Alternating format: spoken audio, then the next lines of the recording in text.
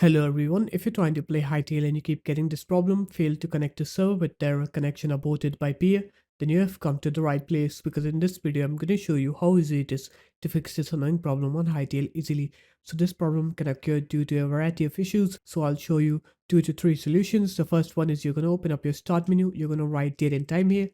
You're going to make sure that your date and time is set correctly, because if it is set incorrectly, your computer has trouble connecting to the internet. So just set your time zone on here.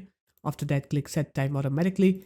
And then what you're going to do is you're going to click on to sync down here. Wait for it to sync. Once your time zone is synced, now what you're going to do is you're going to open up your start menu again. You're going to write here view network connections. You're going to select your network connection here. If you're on an Ethernet connection, you should have Ethernet. And if you're on a wireless connection, you should have WLAN. So right click on it, click properties. Click Internet Protocol version 4, click Properties again, click Use the following data server addresses, write in here 8.8.8.8, and in the alternate DNS you're going to write 8.8.4.4, click OK then. After that, scroll down on here, uncheck Internet Protocol version 6, click OK then.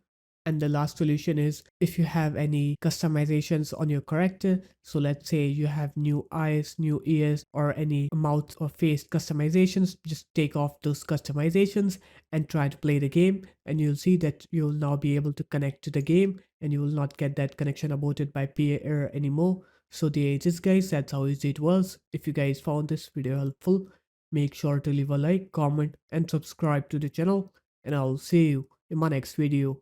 Peace.